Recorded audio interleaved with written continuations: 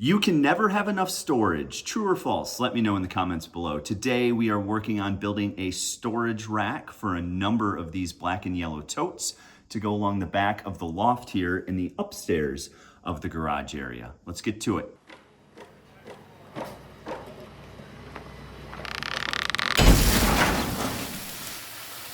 What's going on, guys? Welcome back to another episode of Detached Garage. You join me in the loft area of the garage today. Again, we've got this nice 18-foot wide by 42 feet long loft area that goes all the way across the top area of the garage.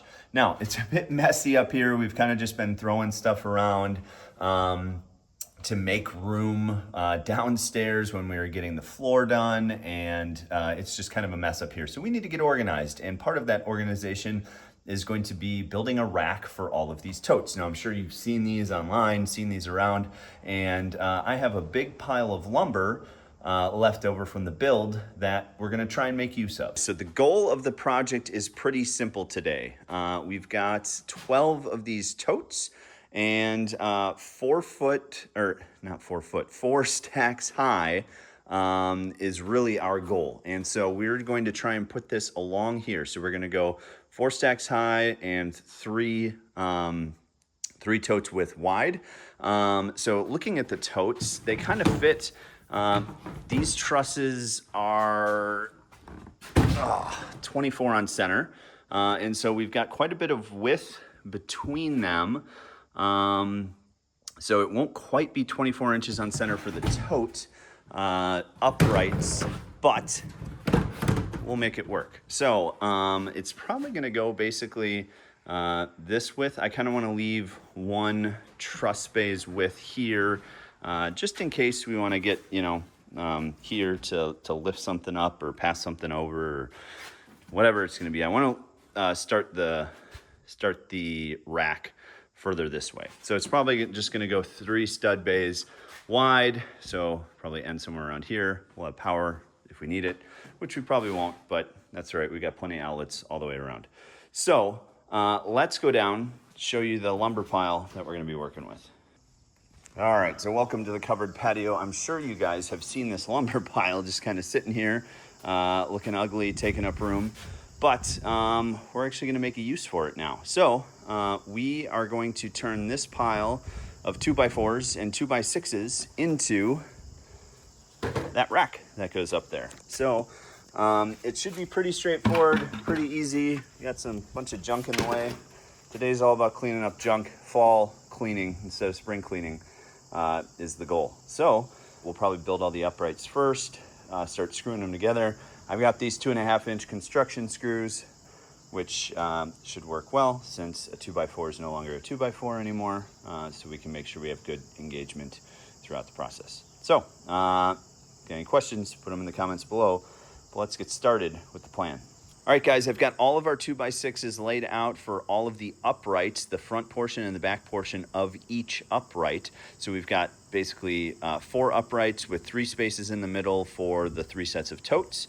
And I had just enough 2x6 lumber. I actually only have 1 2x6 left over. So if I do screw one of those up, I've got one to redo it, no problem. We've got a ton of 2x4 lumber, which we're going to need because each one of these is going to get basically a tote length of 2x4 in between it for that tote to slide in and ride on as it goes into the cab or into this shelf that we're building through the upright. So next job is to figure out how high we actually need this shelf to be. So I had that stack of totes up there. I'm going to bring one down here, and we'll kind of get it figured out and mocked up on the ground here. But overall, we also have to figure out the height because these are roughly 8 foot long right now, and so we will need to cut all of them shorter. So I'm gonna go figure out the height right now upstairs. All right, guys, so super makeshift measuring device here. So we've got each one of the totes kind of leaning up against the wall here, but they are spaced out by 1 2x4, which I think I might go 1.5 2x4s, just keep kind of the distance just in case these do sag a little bit. But, I mean, overall, they're not really gonna hit each other too much. But up to the corner here is basically 6'4".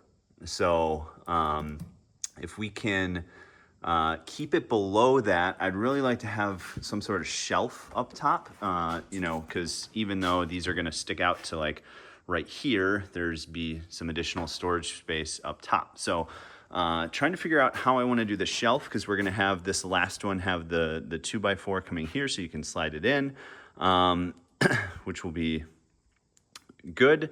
But then we got to figure out how to extend those sidewalls up so that we can get a nice shelf up top. So gonna do some thinking on that, but I think overall our overall height should be pretty good. It's just the shelf in the back here might be a little bit short.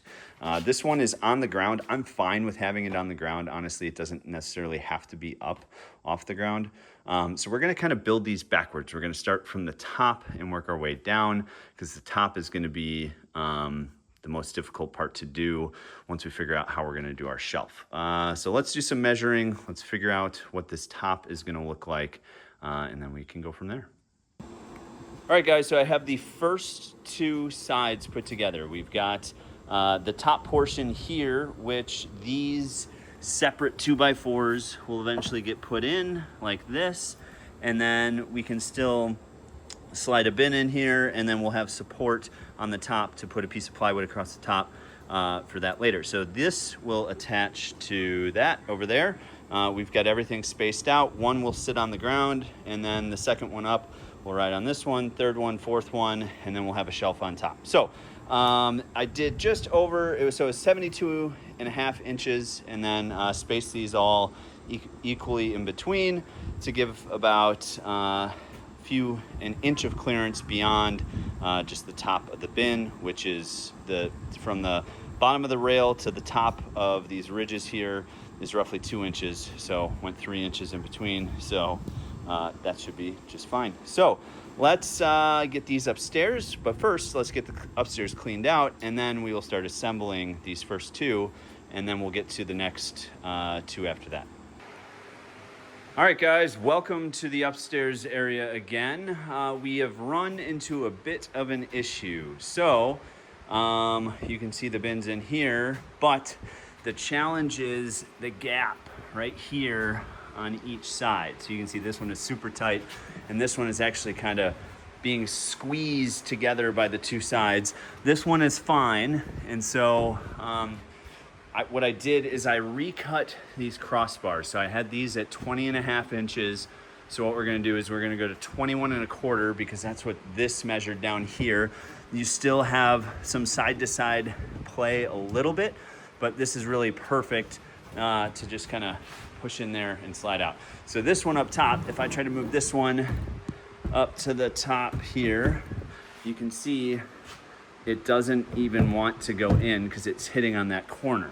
But then when you move it down here, there's a little bit more space, and it still squeezes so it doesn't slide like this one here. When I push this, just kind of goes back. So I'm gonna take this apart. Then we're going to put the 21.25 cross braces in, and then we're gonna start building out. But one thing I forgot, and I'm kind of glad I have to take this apart, is because this upright here is gonna have these mirrored on the other side of it. So that's gonna be a lot easier when I can lay this down on the ground, flip it, and do that. So that's what we're gonna do. Running out of time for today, but I've got all the lumber cut, so we're gonna build everything up here rather than trying to haul these up the stairs like I did with these. Get the fan going, good breeze up here with the windows open. So a little hot, but we'll work through it. So all the cutting is done. We are pretty much ready to go. Take this apart, put more together. Let's get back to it tomorrow. All right, guys, welcome back to the DIY bin shelf here. If you remember from last episode, we had an issue with this piece being too narrow, not allowing us to slide a bin in here. So what we're gonna do is we're gonna cut this apart. I cut the new sections already, which are roughly an inch wider than the old ones. So we are lined up there. and you can see that this is gonna push it out a little bit further here. So that should be good for the entire stack. So let's get to disassembling these, and then we're also, like I forgot to do in the last episode, we will put the other boards on the other sides here of this upright, since it's a middle upright, and we will keep going and keep building those. Everything's already cut, so just gonna be a lot of unscrewing and reassembling and building this out. Let's get to it.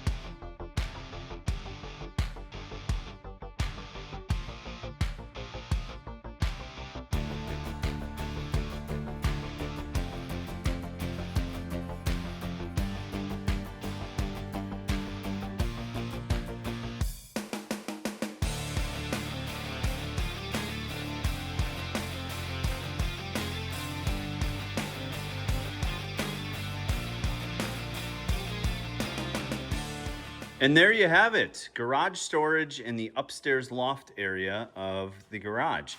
So not the best craftsmanship. I am not a carpenter, but this was pretty easy to build once you got going and once you got all the cuts done. So you can see, I mean, there's a few things that aren't completely level or in line, but I've also not fastened this to the wall. So there's still some twist in it of where the legs are sitting and everything like that. So I think what I might do is, I do have some extra 2x4s down there. I might do a bottom plate.